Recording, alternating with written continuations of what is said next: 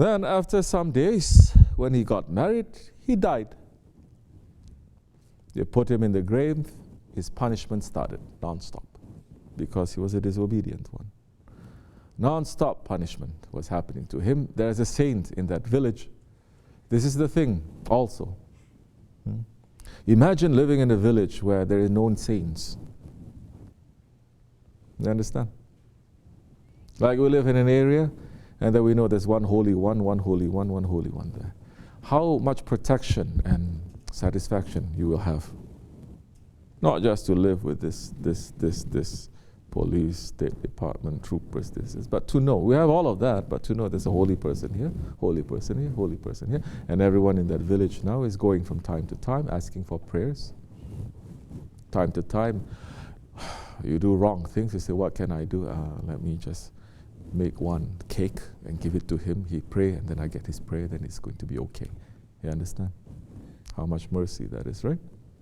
Instead of just fumbling along, falling, just thinking you are by yourself, you're alone with no one to help you, which is what's happening, thinking I have to pray more, pray more, pray more. So anyway, there was a saint that was in that village, and he saw him in punishment, heavy, because the saints, they're responsible for that area too. They're not going to be Malayani to responsible for any other areas unless it's given to them, but they are in that, they are looking to see who's there, who's buried, who's passed, who is coming, taking care, just like how the prophets, they would take care of the ummah. Asking Allah always for their sake. Then, before you know it, the man who left his wife was with child. And years passing, the wife gave birth after some time, little boy. She's raising him alone. Years passing, saint keeps seeing that man is in fire. Some years pass, then he looked again and he saw that man is suddenly in paradise. He says, this is unusual. How it can be? For 7 years he was in the fire, suddenly he's in paradise. So that night, with that question, he went to sleep and he's asking Allah subhanahu wa ta'ala, Ya Rabbi, what is your wisdom?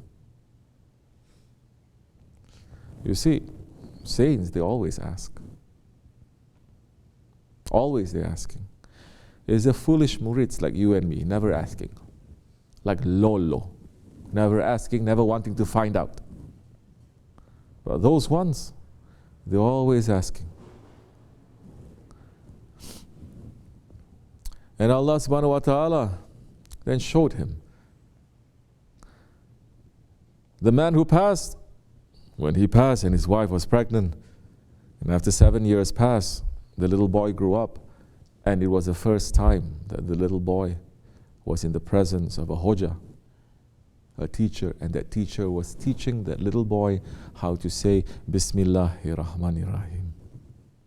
One. Bismillahir Rahmanir Rahim. And Allah is saying to his friend, saying, and I swear, Allah is saying, by my own majesty and by my might, I will not punish the father of a son who is calling me by my name of Rahman and Rahim. So Allah pulled that one out from the fire and put him in paradise because of his son. That is these things that people in the old days, they were concentrating how to leave this world. They were not concentrating how to leave this world and to leave 1 million, 2 billion, $10 billion. We cannot say millions anymore because people are thinking billions. And every Hajj season, I'm going to say this. How Shaykh Efendi in the Hajj in front of the Kaaba Sharif with his murids, kind of his murids, they are following him, following this Shaykh, following that Shaykh. And the murid is looking at the Kaaba and asking, crying, and Shaykh Efendi was looking at him and feeling so much impressed by this one, praying to his Lord. Later, Shaykh Efendi asked, you are, mashallah, making dua. You were asking your Lord. He says, yes, Shaykh, I was asking Allah. He says, you were asking, mashallah. You were asking something? Yes, Shaykh, I was asking. I said, Ya Rabbi, please, I have only left $500,000 to my children. One child, I have 3, one $500,000, the other one $500,000, the other one, and I'm begging Allah to let me not pass this world until I left them 1 million each at least. That is what my prayer is. In front of the Kaaba in the Hajj season. And Shaykh Efendi got so upset and so disappointed and so sad.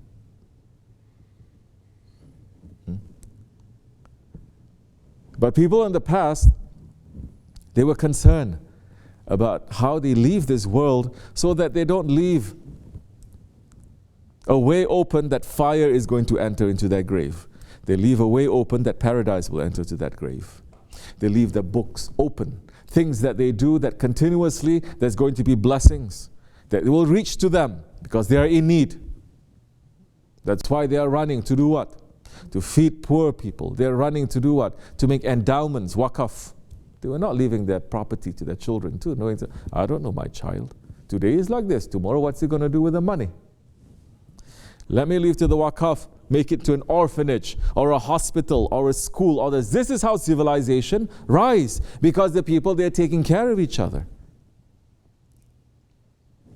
And they say, if I do that, then my book is open and every day good deeds will be given to me.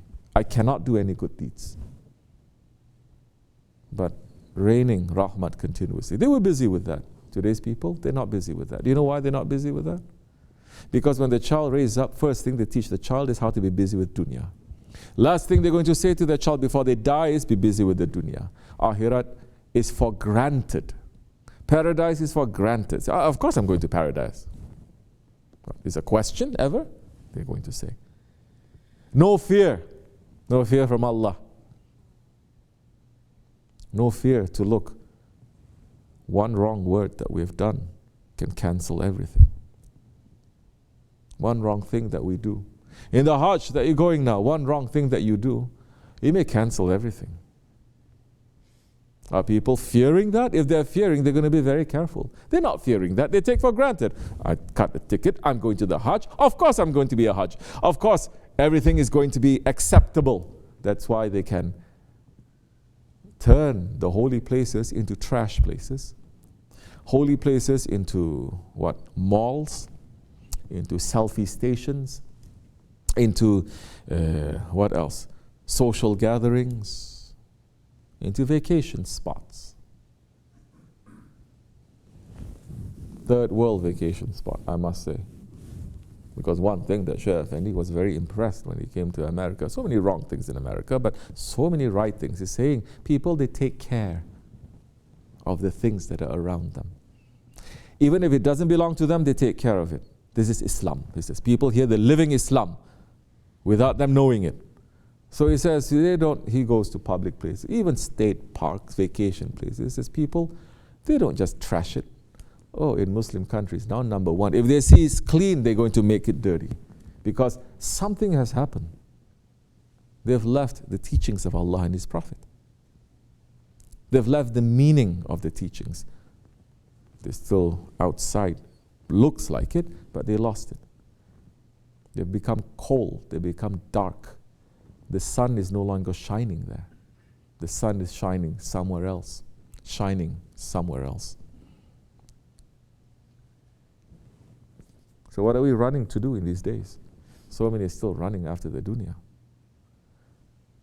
It may be our last chance. It may be our last chance. So no more fear of Allah. Saying Allah doesn't rule. We become, like I said, Nemruds. Not even Fir'auns, Nemruds. And Nemrud, Allah doesn't like. So these times, for us, what do we take?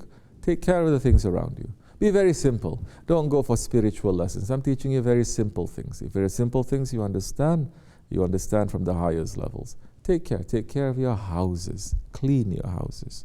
For the sake, now if you don't want to clean it for the sake of yourself, because you got so used to living like an animal, to be a garbage person, garbage everywhere, then say to yourself, for the sake of Zul Hijj, I'm going to clean my house. For the sake of Hajj, I'm going to clean my house. For the sake of Ashura, for the sake of holy days, and for the sake of Jummah, I'm going to clean, not because I want, or my husband wants, or my children. For the sake of Jummah, I'm going to do it. Even if I don't like it, I'm going to do it. See your life turning around that time. See how much faith is going to enter, how much understanding you're going to have, how much patience you're going to have. Things that could destroy you, it just touch you, just like that. Then you're going to understand how the mercy of Allah is reaching. So, you understanding a little bit? These days, be careful.